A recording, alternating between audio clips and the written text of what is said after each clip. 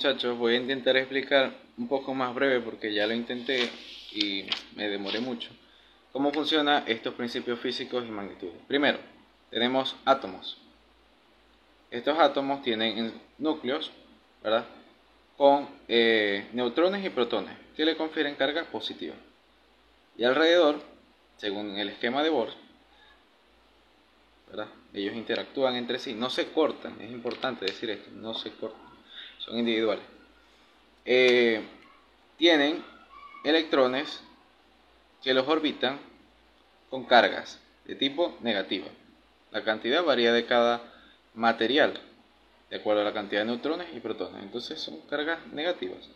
Bien, cuando un átomo interactúa con otro, ¿verdad? Por inducción, sabemos que existen tres tipos de formas de generar electricidad. Sería estática, química, no sé qué escribí ahí, y por inducción. No es lo mismo, pero Michael Faraday descubrió que es básicamente el mismo principio. Es decir, yo tengo un átomo que por alguna característica o lo que sea acepta un electrón del otro átomo, entonces pasa para acá, digamos que pasa para acá, en esta dirección. Y ¿cómo queda? Sencillo, queda positivo. ¿Por qué? Porque la relación entre la cantidad de electrones que están en su nube de electrones es menor en relación a la cantidad de protones que tiene en su núcleo. Y en tal caso, tiene un electrón de más. ¿Cómo estaría en tal caso? Negativo. Este es el principio de la electricidad básico, fácil de comprender, creo. Dicho eso, entonces ahora vamos a ejemplificar lo que es la electricidad. Sencillo. Vamos a hacer un pequeño motor. Este pequeño motor tiene aquí imanes, carga, polaridad, y en el medio tenemos un eje con una bobina. Esta bobina tiene la propiedad de que es la que nos va a cerrar el circuito. Vamos a colocar aquí un bombillito. Cuando este bombillo, que actúa como una resistencia, ¿se entiende? Sé que los cables salen por aquí, pero es lo mismo. Este motor gira en una dirección, supongamos que sea esta. Los electrones van a interactuar con los imanes, llevando así una dirección y una orientación. A medida que él va girando, esa dirección cambia y las cargas se van movilizando. Es decir, yo genero, ¿verdad? De un lado, estos se colocan, por ejemplo, de este lado negativo a este lado positivo, durante el periodo que va girando, y como esto va cambiando, va atravesando cargas positivas en esta dirección. Van a pasar por la resistencia y luego se van a devolver. Pero como aquí hay se impide el paso de la corriente, básicamente se pierde como energía de calor y el bombillo se enciende. Ahora vamos a explicarlo mejor con una batería. ¿Por qué? ¿Qué pasa con las baterías? Sencillo. Es un circuito, ¿verdad?, donde están conectados. La batería en este caso actúa como un componente eléctrico que tiene conductores, y dentro tiene una sustancia con electrolitos, entendiendo por los materiales conductores como metálicos, aquellos que contienen electrolitos, y gases ionizados, como ya vimos en los temas de radiología y todo eso. Bien, cuando él gira, ¿verdad?, en un sentido, básicamente, vamos a quitar esto para que no confunda, lo que va a hacer es excitar electrones. Esos electrones se excitan, ¿verdad?, y van a viajar de un lado a otro. Todo este circuito está conectado, entonces básicamente va a ser solicitar cargas o donar cargas. Sencillo, supongamos que de este lado esta vía se coloca negativa, porque las cargas positivas, ¿verdad?, están para acá. ¿Cómo lo hacen? Sencillo, él al girar demanda cargas hacia el otro lado. Entonces, ¿qué va a pasar con el circuito que está conectado? Las cargas que están aquí se las ceden. Entonces, yo necesito del otro lado de la membrana, en este caso de un aislante, que me atraviesen cargas hacia el otro lado para yo compensar la que me están pidiendo, la que me está haciendo mover el motor. Entonces, ¿cómo se va a colocar este lado? Positivo. ¿Por qué? Porque está donando cargas. Y el otro lado, ¿cómo se va a colocar? Se va a mantener negativo mientras esté cerrado el circuito. O sea, va a mantener esa característica de que yo le estoy dando y él recibe, sencillamente. Se corta este circuito y como no se puede devolver, tengo una polaridad. Cargas positivas y cargas negativas, como definió Benjamin Franklin con sus experimentos. Es aquí cuando explicamos un poquito más sobre las propiedades físicas y las magnitudes. Entendemos, ¿verdad?, que a través de un conductor, ¿verdad?, fluye la corriente, tiene la característica de que en su región íntima puede transmitir esta propiedad. Entonces, va la electricidad de un punto A a un punto B. Entendemos que el voltaje, ¿verdad?, es la diferencia de potencial de un punto y otro. Perdón, este es B. Entonces, la característica o la fuerza, el trabajo que se realice de mover la energía o las cargas de un punto a otro, se va a conocer como voltaje. En este caso, vamos a representar aquí como una pequeña nubecita y muchos electrones. Cada carga, ¿verdad?, en tal caso se conoce como Q. Y esta cantidad, ¿verdad?, que se mueve en cuestión de un tiempo determinado se conoce como intensidad. Entonces, la intensidad es igual a las cargas entre un determinado tiempo que se movilizan. Y, ¿verdad?, este material, todos los materiales tienen una cierta resistencia al paso de este flujo. Entonces, la característica que lo representa es que la resistencia va a ser igual al voltaje entre la intensidad. Es decir, la intensidad, entendemos la nube, el voltaje, la diferencia entre que se mueva de un punto a otro, y la resistencia, la dificultad para atravesar ese conductor. A pesar de que conduce, hay unos materiales que conducen mejor que otros. Entonces, llegado hasta este punto, vamos a comprender cómo interactúan entre sí. Sencillo, vamos a ir armando el diagrama. Aquí entendemos por este tipo de figuras como un interruptor en el diagrama. Y aquí tenemos lo que sería principalmente una bobina de transformador. ¿Por qué? Porque tenemos 12 voltios, que es la que tienen nuestros equipos normalmente cuando son recargables. Y esta bobina lo que va a hacer es transformar la electricidad a un voltaje que nosotros requiramos. Por ejemplo, de 12 a 50 voltios. La electricidad no se crea ni se destruye, solamente se transforma, como ya comprobó Michael Faraday. Entonces, tenemos la propiedad de que si tenemos esto a 6 amperes, ¿verdad?, hora, el amperaje se va a ver modificado por la distancia, todo este recorrido que hace, esto genera resistencia. Entonces, para calcular esa resistencia, simplemente tenemos que hacer dividir 12 voltios entre la intensidad, que sería 6 amperes hora. Y ya tendríamos como tal cuánto es la resistencia aproximada que tiene el circuito, por lo menos hasta aquí, que sería básicamente 2 ohmios. Si nosotros le aplicamos aquí una resistencia, ¿verdad?, supongamos que sea de 10 ohmios, esto se suma de forma algebraica. Entonces 2 más 10 sería igual a 12 ohmios.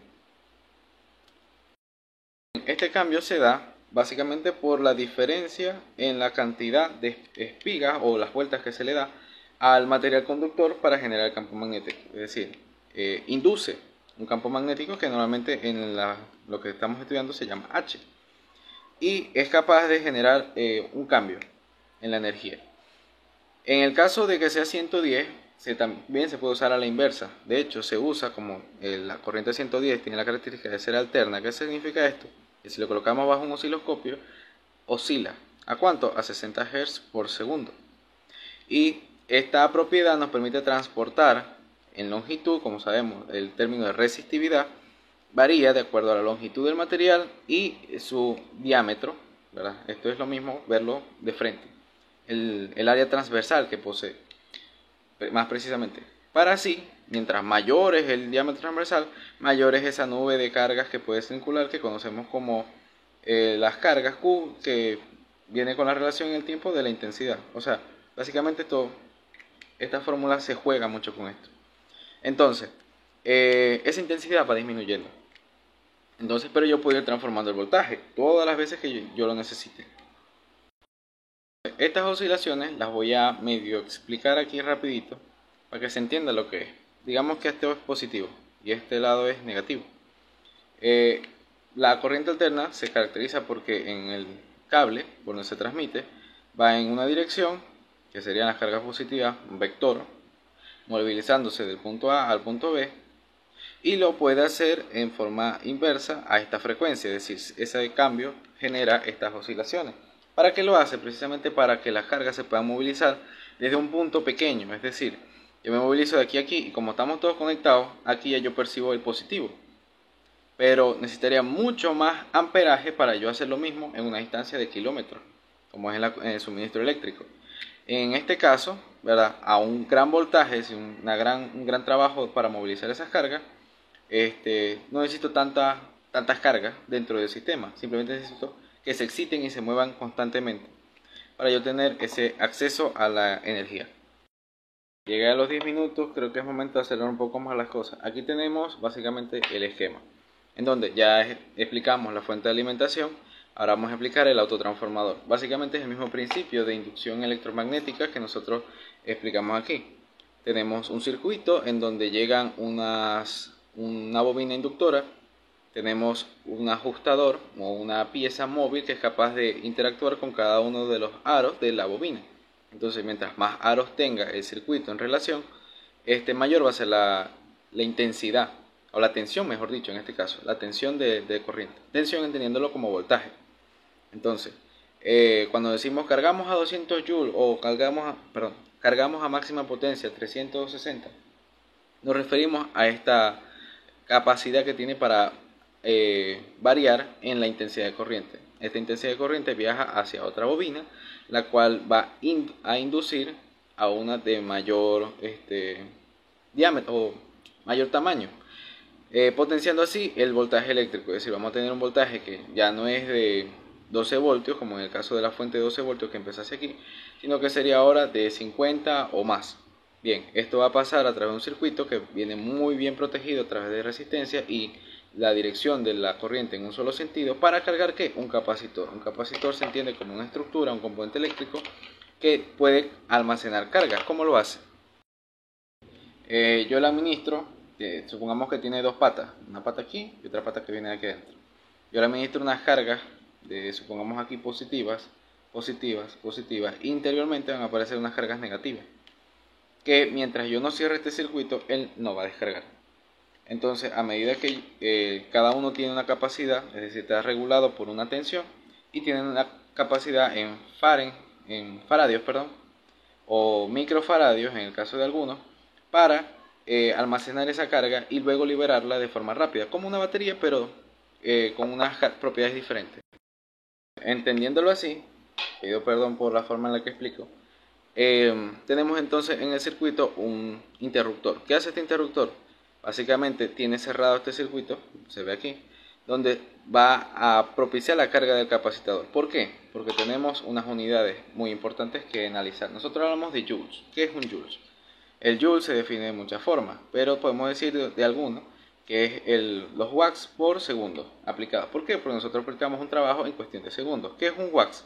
Bueno, un watts podemos decir que es el voltaje por el amperaje, una de sus definiciones. El amperaje se mide en horas. Nosotros no vamos a estar horas realizando este trabajo. Entonces, esa corriente que está allí, nosotros lo llevamos a transformar a un gran voltaje. Supongamos que ese voltaje, para fines prácticos, sea 100 voltios. Y lo vamos a llevar a 200 watts. ¿Cuánto es la unidad que tendríamos que multiplicar? Lo sencillo, 2 amperes. A 2 amperes ya lo tenemos hecho. Suponiendo que aquí fueran 6, por toda esta transformación, esto disminuyó. Entonces, no ha llegado a esa capacidad. Eso lo va a generar el capacitador.